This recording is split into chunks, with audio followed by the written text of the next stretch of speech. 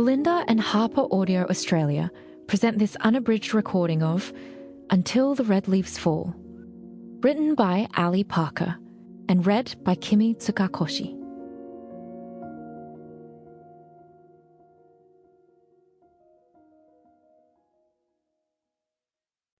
To Kim. I'm not sure I'd have been brave enough to tell this story if I hadn't seen you be so beautifully brave yourself.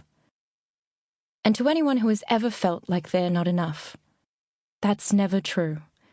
It's just easier for other people to keep you small. Don't let them. I've been on the stage all my life, and if you were to ask me which role has been the hardest, why, I'd have to say myself. Virginia Van Belle, August 1946. Please be advised that this story contains a description of sexual assault. Chapter 1. February 1957. A pleasure, Mrs. Darling. I'd imagine that's Darling by name, Darling by nature. A boring joke from a boring man, but still, Emmy Darling forced a chuckle as though this was the first time she'd heard it. She swung the front door wide, raising a conspiratorial eyebrow, then stepped out of his way. You think my husband would expect any less? Please, make yourself at home. I believe you have friends in the front room. A welcoming roar greeted him, the stage manager at the Napier Theatre, as he crossed the hall and stepped into the lounge. Temporarily relieved of playing hostess, Emmy gave a small sigh, relishing the brief respite. The house was filled with merriment and conversation, hosting the kind of gathering that set the world to rights over a glass of whiskey and a cigarette. Emmy was there to make sure the guests ran out of neither. She settled her deep brown curls over her shoulders, crisped to the touch courtesy of half a can of hairspray. Curls never held in her hair otherwise, no matter how hard she tried, but tonight they looked immaculate. It was almost a waste that the only people who would see them were the hungry and alcohol-blurred men of the Melbourne theatre scene. Directors, playwrights and producers her husband invited to these regular soirees at their skinny terraced house. Sebastian had fancied himself as Jay Gatsby at the beginning of his playwriting career, although their house was nothing like the West Egg mansion in Fitzgerald's novel. It was the worst house on a good street. The brick foundations strong, but the interior collapsing and water damaged.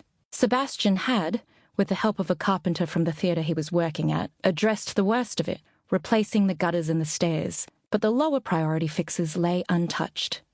Emmy hid rotting wooden panels on the upstairs landing under a low bookshelf, repainted walls to hide the watermarks. All short-term solutions until they had more money and Sebastian had time. She couldn't hide in the hallway for long. She swept into the dining room, poised and smiling, promising to write out her recipe for lemon meringue pie for a man's wife, even though she'd only taken it from the Women's Weekly, complimenting someone else on his shirt, winding her way through the smoke haze to where her husband stood. Sebastian's ash-blonde hair was slicked back with Brill cream, and he wore a tan pair of suspenders clipped onto dark brown trousers, his white cotton shirt rolled up at the sleeves. These soirees were often the highlight of his month, the gathering of hearts and minds in his front rooms. Emmy didn't enjoy them quite as much. The overabundance of men sprawled through her house with no other women for company. She often found herself dodging suggestive remarks made out of earshot of her husband with a smile and polite rebuff, before escaping upstairs to the bedroom as the night simmered into sunrise. The next morning, while Sebastian slept off the after effects of whatever he'd been drinking, Emmy was the one who put the house back in order. Still, it seemed a small price to pay for the way these evenings perked her husband up. As though he wasn't in a crowded room full of friends and colleagues, as though he wasn't mid-conversation with the director of his latest play and another man who could be of any importance, Sebastian looked over to her. A smile bloomed across his face, cheeks flushed, and he gestured for her to join them.